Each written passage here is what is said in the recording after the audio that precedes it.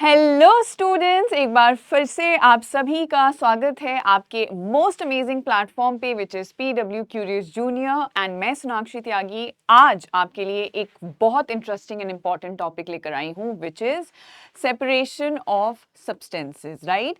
यानी कि हमारी नेचर में पाए जाने वाले बहुत सी चीज़ें ऐसी हैं जो अपने प्योरेस्ट फॉर्म में हमें नहीं मिलती, बट डज दैट मीन कि हम उन्हें प्योर फॉर्म में कन्वर्ट नहीं कर सकते?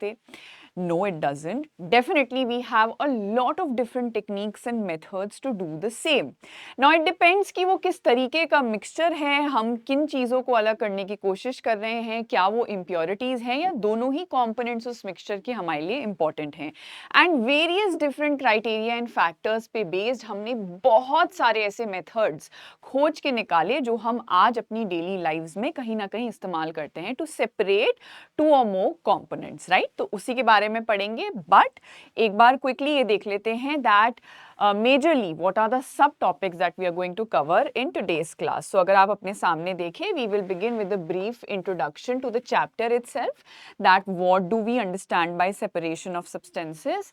Then we will understand the need for it, कि हमें ज़रूरत ही क्यों पड़ी चीज़ों को या कंपोनेंट्स को एक दूसरे से अलग करने के लिए। And thirdly we will learn about all the different methods of separation that can be put into use in order to separate the various different components present in a mixture. And then of course आप जानते हैं आपकी learning को solidify करने के लिए और आपको ये विजिबिलिटी देने के लिए कि किस तरीके से आपने चीज़ों को पढ़ा और आप उन्हें कितना अप्लाई कर पा रहे हैं through the help of these questions in the quiz, right? So moving ahead students, अगर हम देखें, जैसा मैंने आपको कहा, there are some substances which are not found in their pure form.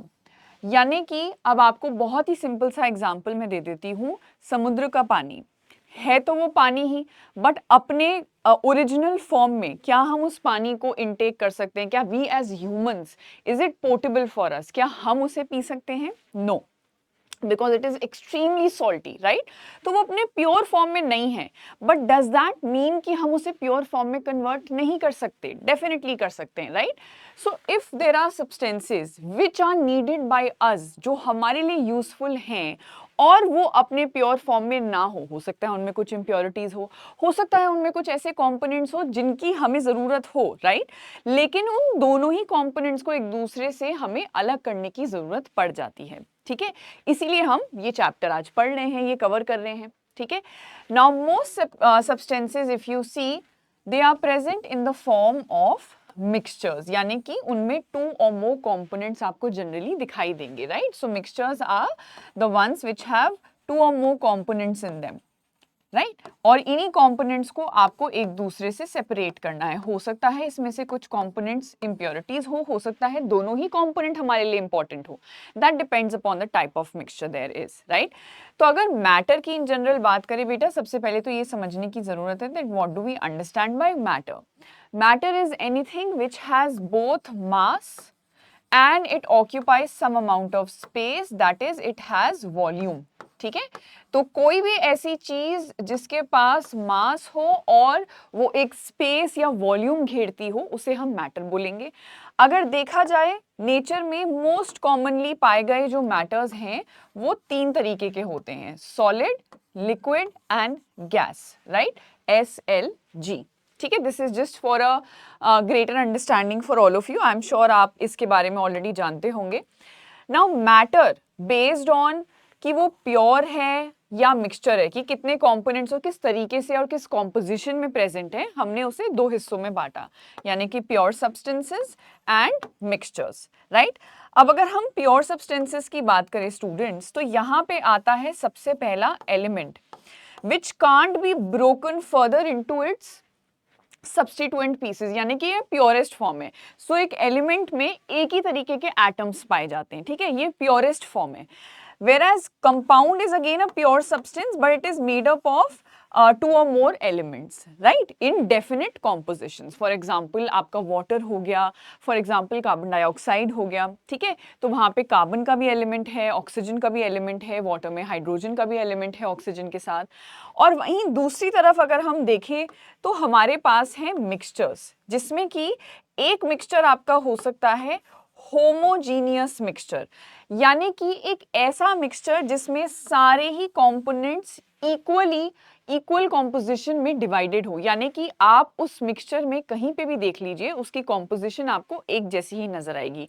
For example यहाँ पे आप एग्जाम्पल ले सकते हैं स्टील का, ठीक है, which is a homogeneous mixture of carbon and iron. आप विनेगर का भी ले सकते हैं यहाँ पर एग्जाम्पल, ठीक है। So this is a homogeneous mixture. वहीं अगर हम बात करें हेट्रोजीनियस मिक्सचर की स्टूडेंट्स, तो ये वो मिक्सचर्स होते हैं, अगेन ये भी 2 और मोर कंपोनेंट्स के ही बने हैं, लेकिन इनकी कॉम्पोजिशन नॉन यूनिफॉर्म है। यानी कि अगर आप किसी भी हिस्से को देखेंगे, हो सकता है आपको एक या एक से ज्यादा कंपोनेंट ज्यादा मात्रा में दिखाई दे, वहीं आप किसी दूसरी जगह पे देखें तो तीसरा या चौथा कंपोनेंट आपको बहुत ज्यादा मात्रा में नजर आ रहा होगा। For example a salad, right? Now, based on your own preference, you might put more number of tomatoes in that salad rather than cucumber, broccoli or anything else, right? So in that case, that mixture will become non-uniform. ठीक है, तो homogeneous and heterogeneous mixtures.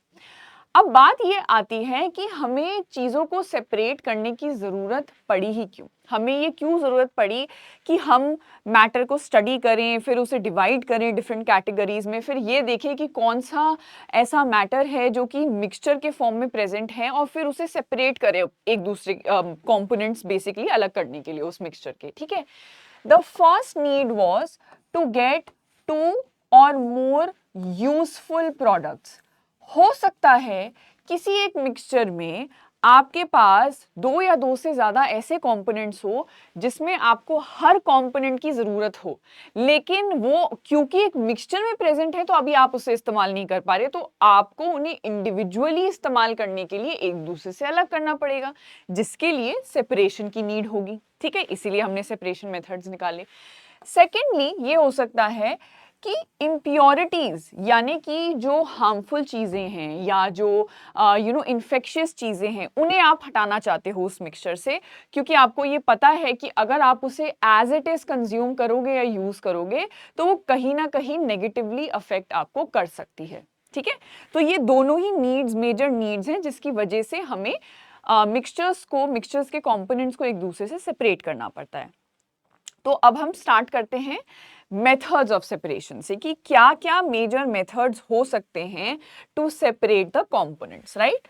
The first one being one of the most used and common, ये अगर आप देखें one of the most common method है और almost on a daily basis हर किसी के घर में ये मेथड यूज किया जा रहा है, which is a hand picking method, and it is a physical method where there is more manual energy and manual labour which goes into separating the components, ठीक है। तो बेसिकली इसमें क्या होता है, it's a technique where manually impurities और substances are handpicked and then separated। आपने देखा होगा घर में अगर दाल बन रही है, चावल बन रहे हैं, तो जनरली उसे पानी के नीचे पहले साफ किया जाता है, ठीक है। फिर एक एक करके आप देखते हैं दाल से कई बार कंकड़ भी निकाले जाते हैं, तो वो हैंड पिकिंग मेथड है। अब वो जो स्टोन्स हो गए या कंकड़ हो गए, ये तो impurities हुई, तो इन्हें तो आप डिस्कार्ड कर दोगे।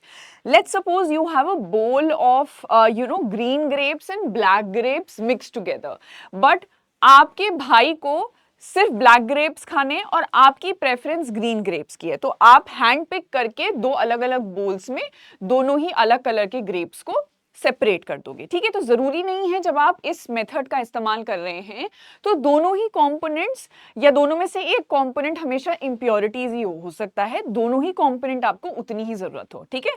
तो आप यहाँ पे एग्जांपल देख सकते हैं कि किस तरीके से यहाँ पे इस केस में इंप्योरिटीज थी तो उन्हें हैंड पिक करके वहां से निकाल दिया गया मिक्सचर से, ठीक है, ताकि आपके पास प्योर सब्सटेंस आ जाए और फिर आप उसका इस्तेमाल कर सकें फर्दर।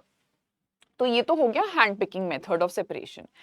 सेकेंडली थ्रेशिंग, ये मोस्टली आप देखेंगे कि जब भी हार्वेस्टिंग पीरियड होता है, यानी कि अब फसल अच्छे से उग चुकी है और अब उसे ग्राउंड में से निकालने का टाइम आ गया है, ठीक है। तो this is mostly done during harvesting of crops, यानी कि अब क्रॉप्स को हम ग्राउंड से फाइनली प्रोक्योर कर रहे हैं, लेकर आ रहे हैं, क्योंकि वो अच्छे से ग्रो हो चुके हैं और अब हम उन्हें या तो अपने खुद के इस्तेमाल के लिए या मार्केट में बेचने के लिए यूज कर सकते हैं, राइट। तो यहाँ पे हम बेसिकली क्या करते हैं, जो ड्राइड ग्रेन होता है ना, उसे हम सेपरेट करते हैं फ्रॉम इट्स स्टॉक्स। यानी कि ये तो ग्रेन हो गया जो यहाँ पे सेपरेट हो रहा है, और ये लंबे लंबे जो आपको दिखाई दे रहे हैं, दीज आर द स्टॉक्स। तो इनसे अलग करने के लिए ग्रेन को, सीड्स को, उन्हें जोर जोर से बीट किया जाता है ऑन द ग्राउंड, ताकि जो सीड्स हैं वो उस प्रेशर से और उस फोर्स से अलग हो जाए, और स्टॉक जिसकी हमें जरूरत नहीं है या जो फर्दर किसी और पर्पस के लिए यूज किया जा सकता है, उसे हम अलग कर देते हैं, right. So by beating them on the ground, the grains are collected over here and the stalks remain, right. जरूरत होगी तो यूज कर लिए जाएंगे, नहीं होगी तो डिस्कार्ड कर दिए जाएंगे, राइट।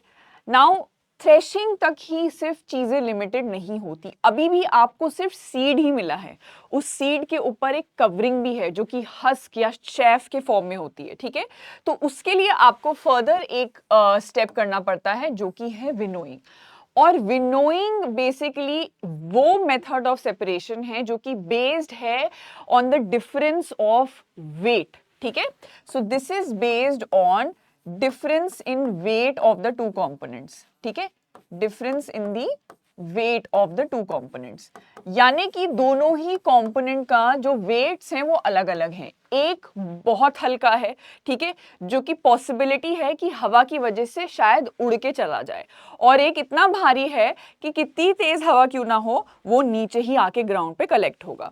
तो इस बेसिस पे क्या होता है कि थ्रेशिंग के बाद ग्रेन्स जो हैं, क्योंकि हमें उन्हें उनके हस्क्स और चैफ से क्लियर करना है before processing them into flower, तो हम विनोइंग मेथड का इस्तेमाल करके, जहां पे हम मेजरली जो फिजिकल फैक्टर यूज करते हैं वो है हवा यानी कि विंड, और वो ये मेक श्योर करती है कि आपके जो ये हस्क हैं which are lighter in weight, ठीक है। मैंने कहा ना ये मेथड बेस्ड है दोनों कंपोनेंट्स के डिफरेंसेस इन वेट, तो ये लाइटर है, वेट में हल्का है, ठीक है, वजन में हल्का है, तो ये हवा के साथ उड़ के चला जाएगा। On the other hand the grain, this is more heavier, ठीक है। तो ये क्या होगा, by the action of gravity of earth it will fall on the ground. तो आपको प्योरेस्ट फॉर्म में ग्रेन्स मिल जाएंगे, जिनको फिर आप चक्की में ले जाके या प्रोसेस करके उनका फ्लावर बना सकते हो, आटा बना सकते हो, ठीक है। तो इस तरीके से जनरली व्हीट, राइस, इनको सेपरेट किया जाता है from their husks, right. So 3 methods हमने पढ़ लिए, हैंड पिकिंग मेथड हमने पढ़ा, थ्रेशिंग हमने पढ़ा, विनोइंग हमने पढ़ा। आगे चलते हैं। Question, the very first question for all of you. So let's read out the question and then we will answer. The essential conditions for winnowing activity is, क्या essential condition या conditions हो सकती हैं winnowing method को इस्तेमाल करने के लिए? Water, wind, electricity, machines. Please pause the video here whenever you are watching this video and then answer the question in the comment box, right? तो honestly answer कीजिएगा। Definitely इसका answer है wind, because यहाँ पे हम basically हम ये method use इस बेसिस पे कर रहे हैं कि दोनों ही कंपोनेंट्स के वजन में इतना डिफरेंस है कि जो लाइटर कंपोनेंट यानी कि वेट में हल्का या वजन में हल्का जो कंपोनेंट है वो हवा के माध्यम से उड़ता हुआ चला जाएगा। On the other hand the other component which was heavier as compare to the first one, that will fall on the ground directly, right, because of the action of gravity. चलो, moving ahead, another method. So this is the fourth method that we are going to learn, which is sieving. अब यहाँ पे हम basically ये method use करते हैं based on the size of the object. Now sieves can be of different sizes, ठीक है। आपने देखा होगा जो छन्नी होती है ना, जो आप जनरली जब चाय या कॉफी भी छानते हैं तो उसमें आपने छोटे छोटे होल्स देखे, डॉट्स देखे होंगे। अब उनका साइज डिफर कर सकता है बेस्ड ऑन कि आप किस तरीके के मिक्सचर को सेपरेट करना चाह रहे हो, ठीक है। तो इस बेसिस पे हम जो मेजर क्राइटेरिया यूज करते हैं वो है कंपोनेंट का साइज। तो दोनों ही कंपोनेंट्स के साइज अलग अलग होने चाहिए। अगर एक बड़ा है तो एक छोटा होना चाहिए, इतना छोटा कि इस सीव के थ्रू पास होके चला जाए, और जो बड़ा कंपोनेंट होगा वो तो इन छोटे छोटे होल्स के थ्रू नहीं पास कर पाएगा, तो वो पूरा का पूरा यहाँ पे सीव पे कलेक्ट हो जाएगा, ठीक है, जैसे आपने चाय पत्ती के साथ देखा होगा। So this is used when substances differ in size, the smaller ones they pass through the sieve while the bigger ones they get collected on the sieve। जैसे आपने घर में देखा होगा जब आटा गूंदने से पहले उसे छाना जाता है ना, उसे सीव के थ्रू पास किया जाता है। तो because the flower is so fine it passes through the सीव, but अगर गलती से उसमें कोई इम्प्योरिटी है, कोई कंकड़ है, कोई पत्थर है या कोई भी और चीज़ है जो हमें ज़रूरत नहीं है, तो वो पूरी की पूरी कलेक्ट हो जाती है यहाँ सीव के ऊपर, जो आप यहाँ पे देख सकते हैं। ठीक है, तो इस तरीके से सीविंग मेथड यूज होता है based on the difference in sizes of the components which are there in the mixture. Sieve के भी जो जैसे यहाँ पे आप देखो ये 2 मिलीमीटर की ओपनिंग है, मैंने बताया सीव अलग अलग साइजेस की हो सकती हैं, जरूरी नहीं कि बिल्कुल ही छोटे होल्स हो, depending upon the mixture we change our sieves, right. Now another method for separation of mixtures is evaporation. This method is generally used जब किसी एक लिक्विड में दूसरा कंपोनेंट कंप्लीटली डिसॉल्व हो चुका है, यानी कि वो घुल चुका है। That means this is used to separate soluble substances, ठीक है, usually a solute from a solvent in a solution। यानी कि सॉल्वेंट वो है जो सबसे ज्यादा मात्रा में प्रेजेंट था और सोल्यूट वो है जो घुल गया है उस सॉल्वेंट में, जैसे कि सॉल्ट एंड वाटर का मिक्सचर, शुगर एंड वाटर का मिक्सचर, राइट, सोल्यूशन जैसे भी आप बोलना चाहें। ठीक है, तो इस केस में क्योंकि शुगर एंड सॉल्ट दोनों ही सॉल्युबल हैं पानी में और वो घुल चुके हैं, तो फिजिकली आपका उसे अलग कर पाना पॉसिबल नहीं है। बट क्योंकि दोनों की ही बॉइलिंग टेम्परेचर्स में डिफरेंस है ना, water will boil at 100 degree Celsius but salt का बॉइलिंग टेम्परेचर अलग है।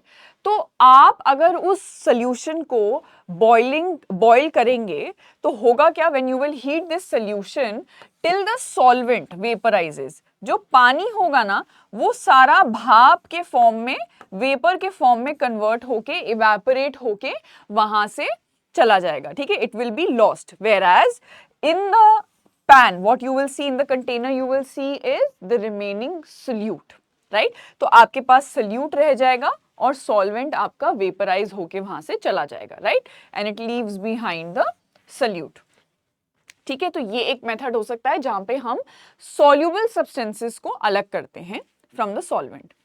now sixth method can be distillation।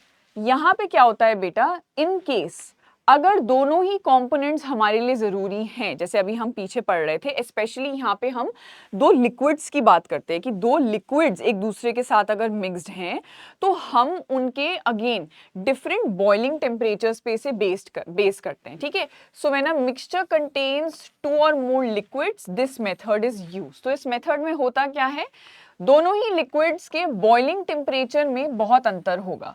तो आप करोगे क्या, सबसे पहले तो आप बॉईल करना शुरू करोगे उस पूरे मिक्सचर को। ठीक है, तो जो कंपोनेंट जिसका बॉइलिंग टेम्परेचर कम होगा वो सबसे पहले वेपराइज होके वेपर के फॉर्म में बनके इस पाइप के थ्रू चला जाएगा। ठीक है, जहां पे उसे कूल किया जाएगा। तो बेटा यहाँ पे जब आपने उसे हीट प्रोवाइड की तो ये लिक्विड किस चीज में चेंज हो गया, the liquid got changed into its vapour, है ना, वो वेपर में चेंज हुआ, है ना, इसे आपने बोला इवेपोरेशन। अब जब आप इस हीट के जगह उसे कूल करना शुरू कर दो, that same vapour will again change back to its liquid form, है ना, जिसे हम कहते हैं कंडेंसेशन, राइट। तो यहां सबसे पहले मिक्सचर को इवेपोरेट किया जाता है, फिर कंडेंसेशन किया जाता है, ताकि यहाँ पे लिक्विड 1 जो कंपोनेंट 1 था वो लिक्विड के फॉर्म में आके यहाँ कलेक्ट हो जाए। तो ये कंपोनेंट 1 एंड कंपोनेंट 2 अपने दोनों ही प्योरेस्ट फॉर्म में आपको मिल जाते हैं, and that is how you separate 2 liquids which are there in a mixture, right. So सबसे पहले आप इवेपोरेट करोगे, जैसे ही आप इवेपोरेट करना शुरू करोगे जिसका बॉइलिंग टेम्परेचर कम है वो सबसे पहले वेपराइज होके वेपर्स के फॉर्म में ट्रैवल करेगा। जब वो इस जंक्शन पर आएगा it will enter into this tube जहां हम ठंडा पानी बेसिकली रन करते हैं, जो कि टेम्परेचर को इतना कम कर देता है कि वो वेपर कंडेंसेशन की प्रोसेस के थ्रू लिक्विड में चेंज हो जाते हैं और वो लिक्विड यहाँ कलेक्ट हो जाती है and you have two purest liquids like two components in the purest form, right? ठीक है, moving ahead, next type of separation method is sedimentation. ये बेस्ड है basically based on the difference in weight. Again ये भी difference in wait के ऊपर है, लेकिन यहाँ पे एक सॉलिड और एक लिक्विड मिक्सचर है। विनोइंग में वो भी डिफरेंस इन वेट था, बट वहां पे सॉलिड सॉलिड दोनों ही सॉलिड मिक्सचर्स थे, दोनों ही कंपोनेंट सॉलिड फॉर्म में थे। लेकिन इसमें क्या होता है, एक तो सॉलिड फॉर्म में है और दूसरा लिक्विड फॉर्म में है, लेकिन बेस्ड अपने वेट पे ही है। तो होगा क्या, जैसे अगर कीचड़ का पानी है या पानी में गलती से थोड़ी सी भी मिट्टी चली गई है, तो मिट्टी पानी के कंपैरिजन में मिट्टी के जो पार्टिकल्स हैं, डस्ट पार्टिकल्स हैं, they are way more heavier, right? तो आप एक कंटेनर में उस पानी को एज इट इज रख दीजिए, छोड़ दीजिए थोड़ी देर के लिए without disturbing it. After a while what you will see is all the mud gets collected at the bottom of the flask, right? Because it is heavier, तो वो जाके नीचे सेटल डाउन हो गई है। अब आपको क्या करना है, ये तो हो गया मेथड ऑफ सेडिमेंटेशन, यानी कि बाय इट्स वेट आपने यहाँ सेडिमेंट कलेक्ट कर लिया, ठीक है, यहां आपने सेडिमेंट कलेक्ट कर लिया। लेकिन अभी भी आपको पानी, ये जो पानी है ये तो अलग से चाहिए ना, because this is what you want to consume, this is what you wanted in its purest form. So now what you will do is just after sedimentation, when all the sand, when all the mud has finally settled down, आप उस flask को बहुत ही आराम से बिना shake किए, बिना physically बहुत ज्यादा उस पर प्रेशर लगाए, आप क्या करोगे, डिकैंटेशन करोगे, यानी कि एक बिल्कुल ही साफ फ्लास्क में ऊपर की लिक्विड को, the upper part of the liquid, आप उसे अलग कर लोगे, leaving the sediment behind, and this is how you will basically obtain your pure form of substance from that initial mixture, right? तो यहाँ पे ग्लास रॉड की मदद हम क्यों लेते हैं, ताकि पानी एक ही फ्लो में, एक ही धारा में आराम से बिना बिखरे हुए बहता हुआ दूसरे फ्लास्क में कलेक्ट हो जाए, बिना वेस्ट हुए, right? So sedimentation and decantation both follow each other. Sedimentation के इमीडिएटली बाद आप डिकैंटेशन करते हैं, सो दैट आपको जो ऊपर का लेयर है प्योरेस्ट फॉर्म में उस मिक्सचर का, वो आप कलेक्ट कर सके एक दूसरे फ्लास्क में।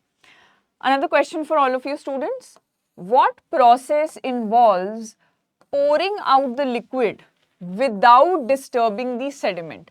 यानी कि अब लिक्विड ऊपरी लेयर में है और सेडिमेंट नीचे कलेक्ट हो चुका है, तो बिना सेडिमेंट को डिस्टर्ब किए आप जब लिक्विड को अलग कर रहे हैं, तो इस प्रोसेस को हम क्या बोलते हैं, डिकैंटेशन, फिल्ट्रेशन, विनोइंग और सीविंग। अभी थोड़ी देर पहले हम पढ़ के आए हैं, just few seconds back, and the answer to this question definitely is decantation, right? So this is basically this follows sedimentation. Sedimentation के एकदम बाद आप decantation करते हैं। Moving ahead students, another method is filtration. अब filtration में students हम generally किस चीज़ का इस्तेमाल करते हैं, वो है filter paper। अब फिल्टर पेपर भी बहुत ग्रेड्स, बहुत टाइप्स के आते हैं, ज़रूरी नहीं है आप फिल्टर पेपर ही इस्तेमाल करें, बहुत अलग तरीके के मटेरियल्स भी होते हैं, बट इसमें इतने फाइन पोर्स होते हैं, इतने ज़्यादा फाइन पोर्स होते हैं that they allow you to separate any and every component from the given mixture, right? So again, this method is used to separate liquid from a insoluble solid. यानी कि किसी liquid में अगर insoluble, ऐसा solid जो उसमें घुला ना हो, जैसे कि sand in water, राइट? बहुत ही फाइन सैंड जो होती है, अगर वो चली गई है तो वो घुलेगी तो नहीं पानी में, उसे अलग करने के लिए जिसके पार्टिकल्स इतने छोटे छोटे हैं कि आप सीव का भी इस्तेमाल नहीं कर सकते, वहां आप फिल्टर पेपर का इस्तेमाल करते हो, ठीक है? वहां सेडिमेंटेशन भी काम नहीं करेगा, because those particles are so fine, अगर सेडिमेंट होके कोई चीज कलेक्ट हो भी गई, there will be something which will be left in the upper layer still, right? Because the particles are very fine. In that case आप filter paper का इस्तेमाल करते हो, because filter paper is made in such a manner scientifically कि उसके pores allow ही नहीं करेंगे finest of finest particle of sand को जाने के लिए, and you will get your filtrate, which is your pure form of substance which you wanted, the pure form of the liquid in which initially this residue was there, right? ठीक है? आगे चलते हैं students, the last separation method which is magnetic separation, one of the most easiest one, आप नाम से ही समझ पा रहे होंगे।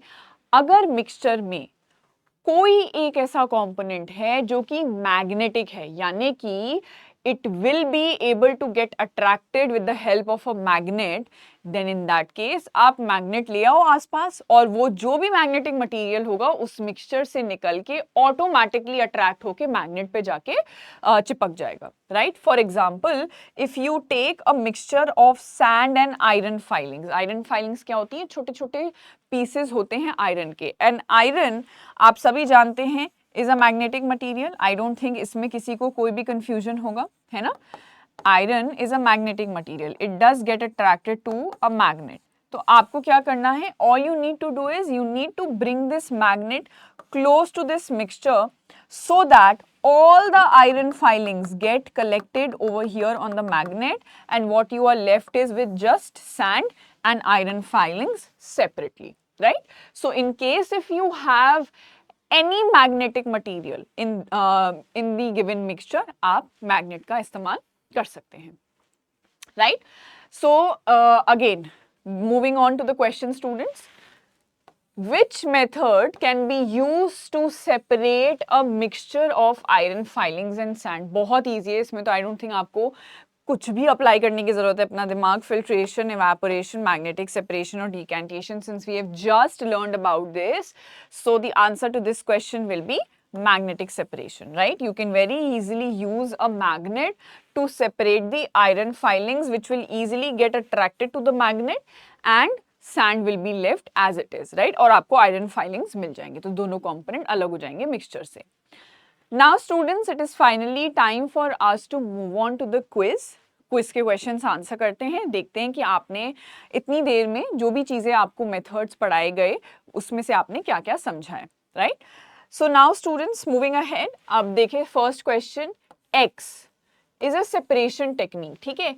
एक्स एक अननेम्ड सेपरेशन टेक्निक है जो कि बेस्ड है on the difference in weights of the solids in a solid mixture. दोनों ही कंपोनेंट उस मिक्सचर में सॉलिड फॉर्म में हैं और दोनों का ही वजन में डिफरेंस है, ठीक है। तो ये कौन सी टेक्निक होगी जो आप ऐसे मिक्सचर के लिए इस्तेमाल करते हैं जहां पर सॉलिड मिक्सचर है फर्स्ट, और दोनों ही सॉलिड्स के वजन में डिफरेंस है, यानी कि एक लाइटर है दूसरा हैवियर है। So what is this x?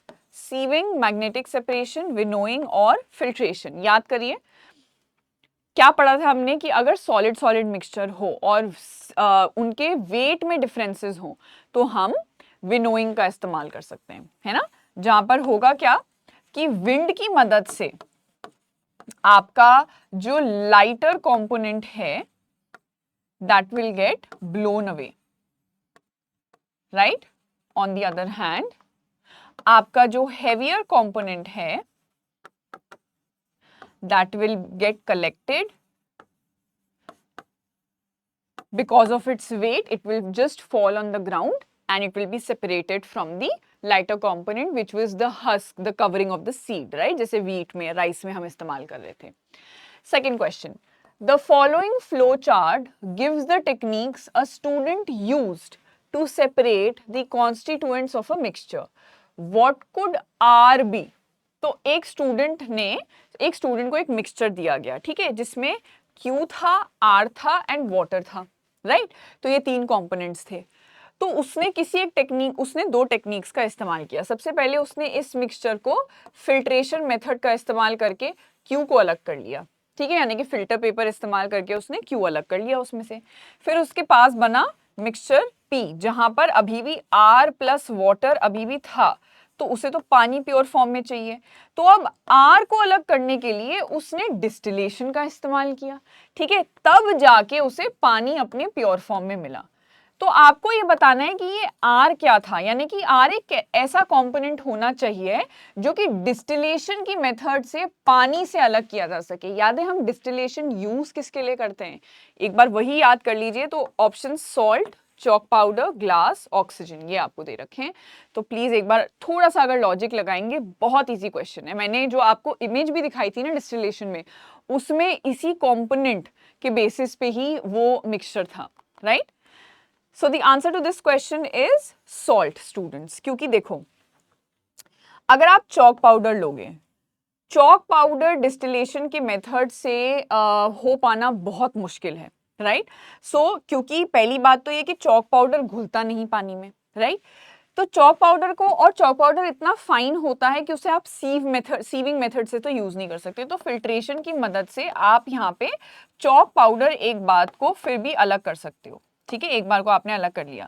अब ग्लास और ऑक्सीजन तो बिल्कुल ही नहीं हो सकते स्टूडेंट्स। अब क्या होगा, जब सॉल्ट और पानी बचा हुआ है, तो क्योंकि पानी का बॉइलिंग टेम्परेचर ज्यादा कम है, मतलब एज कंपेयर टू सॉल्ट, तो आप जब हीट करोगे इस रहे हुए मिक्सचर को, तो पानी बहुत ही आसानी से वेपराइज होगा सबसे पहले, फिर उसे हम ठंडे पानी के थ्रू जब लेके जाएंगे तो वो कंडेंस होगा, और फाइनली हमें अपने फ्लास्क में पानी अलग से मिल जाएगा। तो आर क्या बना हमारा, salt, right? Hence the answer salt. Moving ahead to the next question, evaporation followed by condensation occurs in, अगर आपने अभी ध्यान से पिछले वाला क्वेश्चन पढ़ा है और मैंने जो वर्ड्स यूज किए वो सुने हैं, तो आप ये आसानी से आंसर कर देंगे। Filtration, distillation, evaporation, none of these. एक ऐसा मेथड जहां पे हम सबसे पहले एक मिक्सचर को हीट करके उसे इवेपोरेट करते हैं, यानी कि उसे उसके वेपर में कन्वर्ट करते हैं, और फिर उसे ठंडे पानी के थ्रू गो करवा के उसी हीट को कम करके उसे कंडेंस करते हैं, यानी कि उसके वेपर को लिक्विड में कन्वर्ट करते हैं। तो वो मेथड है आपका distillation, right. That method is distillation. Moving ahead, Which method is used to separate soluble substances from a liquid? अगर एक लिक्विड में कोई सब्सटेंस घुल गया है, डिसॉल्व हो गया है, तो फिर आप उस लिक्विड को उसके डिसॉल्व्ड सल्यूट से या सब्सटेंस से कैसे अलग करोगे? फिल्ट्रेशन का मेथड इस्तेमाल करके, सीविंग, इवेपोरेशन और hand picking. Again a very very easy question, ये भी आप डेली बेसिस पे कहीं ना कहीं करते ही हैं अपने घरों में भी, ठीक है। So you will use the method of evaporation which is based on the difference in boiling temperatures. Again moving ahead, a mixture contains two solids A and B, ठीक है। तो एक मिक्सचर है जो कि ए प्लस बी कंपोनेंट्स का बना हुआ है, दो कंपोनेंट्स हैं। जो सॉलिड ए है वो लाइट इन वेट है, ये जो है ना it is relatively lighter in weight as compare to B, and solid B is very heavy, ये बहुत ज्यादा हैवी है, इसका वजन कुछ ज्यादा ही है, ठीक है। Their sizes are almost the same, इन दोनों के जो साइजेस हैं वो सेम है, right. Sizes are same. Now here A is the unwanted component, यानी कि जो ए है ना वो आपको नहीं चाहिए, दिस इज अनवांटेड, आप उसे अलग करना चाहते हैं बी से, आपको बी प्योरेस्ट फॉर्म में चाहिए, right. So now to get pure solid B, which separation method would you suggest? आप अगर होते तो आप इस इंसान को क्या सजेस्ट करते कि वो इन दोनों सॉलिड्स को कैसे अलग करे, राइट। सीविंग का इस्तेमाल करे, विनोइंग का इस्तेमाल करें, मैग्नेटिक सेपरेशन का, या फिल्ट्रेशन का? बहुत ध्यान से सोचिएगा और फिर आंसर कीजिएगा, ठीक है। And the answer definitely is winnowing. हम जानते हैं कि हम विनोइंग में डिफरेंस इन वेट पे बात करते हैं, क्योंकि बेटा सीविंग तो हम यूज नहीं कर पाएंगे ना, सीविंग बेस्ड है डिफरेंस इन साइज, और पहले ही हमें क्वेश्चन में बोल दिया है कि साइज तो ऑलमोस्ट सेम है ना। अगर हम सीव डाल भी देते और सीव के थ्रू इस मिक्सचर को पास भी करा देते, तो दोनों ही कंपोनेंट्स तो सीव के थ्रू होके निकल जाते, राइट। या दोनों ही कंपोनेंट्स नहीं निकलते, either of the to cases, क्योंकि दोनों का ही सेम साइज है, राइट। मैग्नेटिक सेपरेशन का तो बात ही नहीं बनता। And filtration, again filter paper आप कैसे इस्तेमाल कर लोगे जब दोनों के ही साइजेस सेम है, right. So in that case winnowing becomes the correct option. Moving ahead students, the different processes used to separate sand, sawdust and salt from the mixture dissolved in water are respectively। अगर पानी में मिट्टी, sawdust और नमक dissolve है, घुला हुआ है, तो आप कौन से मेथड का इस्तेमाल करेंगे हर एक कंपोनेंट को पानी से अलग करने के लिए? बहुत ध्यान से सोचिएगा।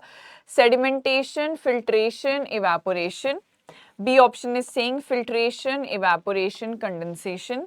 सी is saying decantation, evaporation, hand picking and evaporation. Please बहुत ध्यान से सोच के आंसर कीजिएगा कि आप सैंड अगर पानी में है तो क्या मेथड यूज करोगे, सॉडस्ट अगर पानी में है तो क्या मेथड यूज करोगे, सॉल्ट अगर पानी में है तो क्या यूज करोगे मेथड।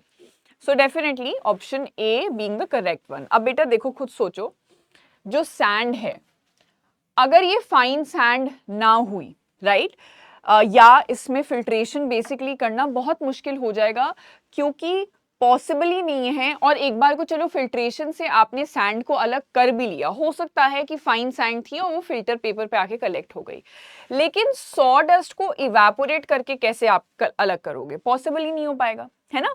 और कंडेंसेशन भी आप सॉल्ट अगर है पानी में तो आप नहीं कर पाओगे, तो ये मेथड तो वैसे ही गलत हो गया।